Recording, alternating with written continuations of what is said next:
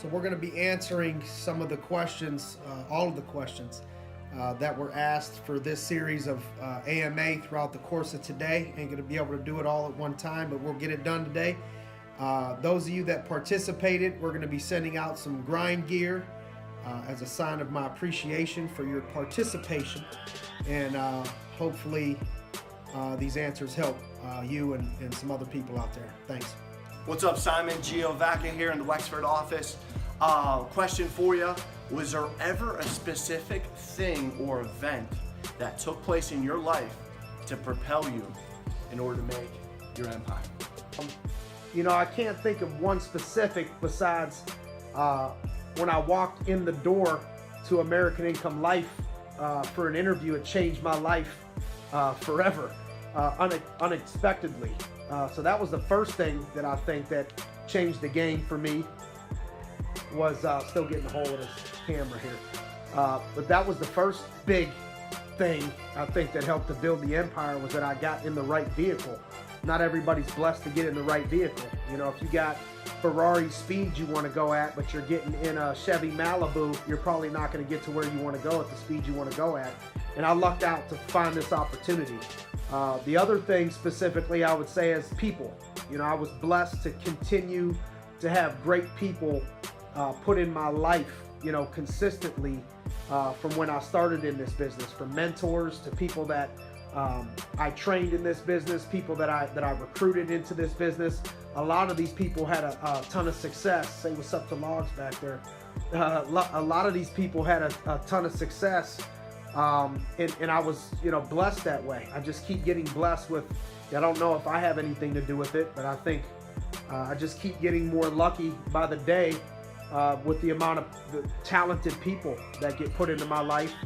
And then, you know, my wife, you know, my mother, starting out with my mom, you know, supporting me throughout the grind, you know, believing in this thing. Most people's parents don't believe in performance-based. Most people's parents don't support the grind. My mom supported me every step of this way, and early on I never would have been able to do it without that support level. And then, you know, down the road, you know, my wife, you know, hours of working, sacrificing, traveling, and, you know, we live a great life. I spend a ton of time with my family, ton of time vacationing with them. But there's a lot of price that has to get paid early in the morning, some late nights, some travel, and I never get any complaints from my wife. I always have support and understanding, and I'd never be able to do that without her. So I think I've just been blessed with that type of a situation. And the last thing would be the adversities and obstacles.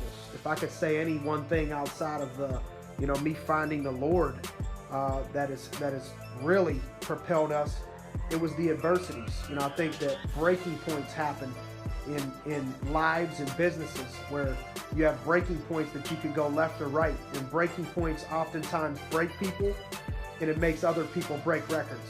And for whatever reason, you know, my whole life, anytime I was hit with breaking points or adversities or was the underdog, I've always found a way to break through. So, you know, those obstacles, adversities, the trials, tribulations, the haters, I mean, I just got to give a special shout out to all the haters.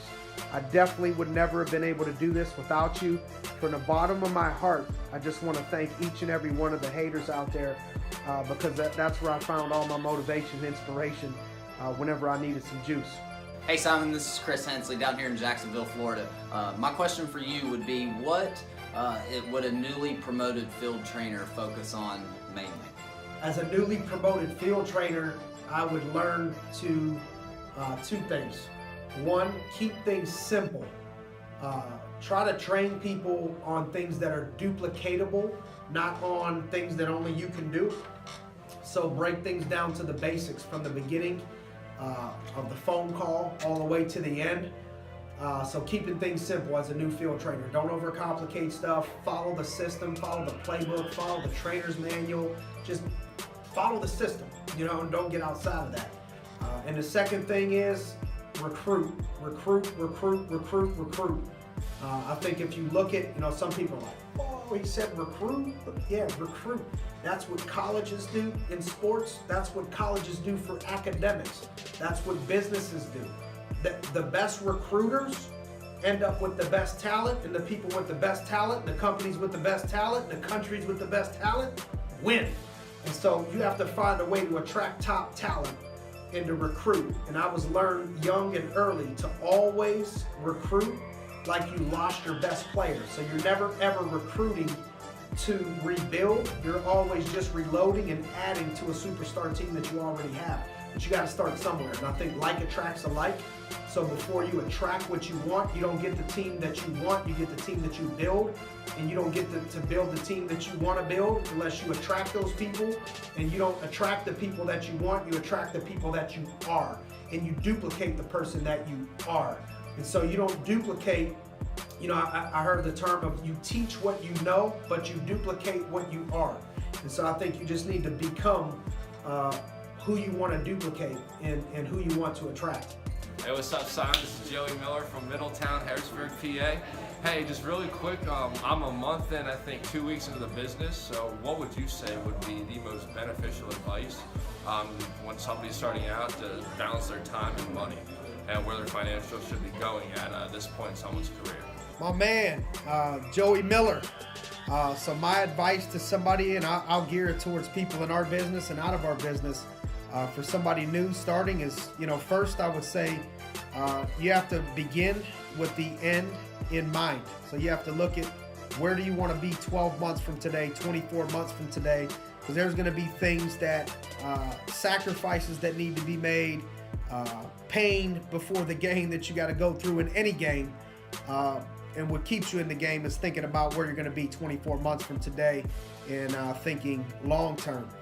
Second thing is finding mentors and people that you could be 100% coachable to.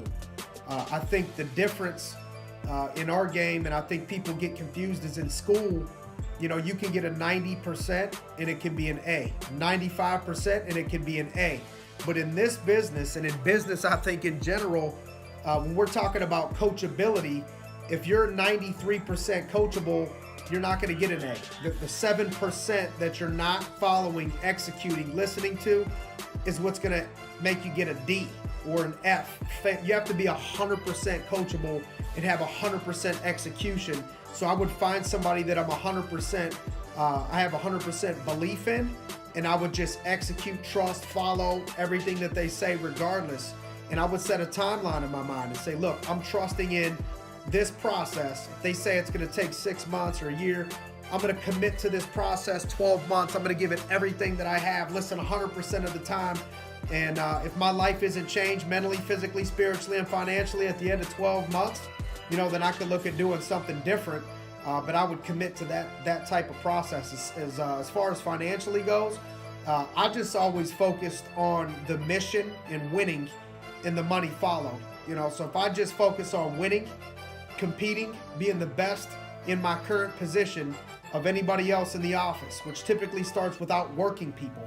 Outwork everybody consistently, not for a week, not for a month, not for a quarter, but if you just consistently show up and outwork people, you'll probably end up being the best. And if you're the best and you win, everything else that you want will take care of itself. But in the beginning, I would focus on condensing for a period of time, going on defense before you go on offense. Defense being condensing, keeping my expenses as low as possible. You know, what a lot of people don't know about me, you know, I had roommates for the majority of my first 4 years in business, from 22 to 26 years old. Not all of those months, but for the majority of that time period, I had roommates. So I would live in a nice place, 4 bedrooms, and share that with 3 other people. Not what I wanted to do at 23 years old, 24, 25 years old. But what it did is allowed me to go on defense financially. I was saving so much more money than everybody else that years later I would go on offense and have so much money to invest and no financial stresses that allowed me to continue to be on the fast break and move fast in business. So that would be my advice, you know, financially. Focus on condensing.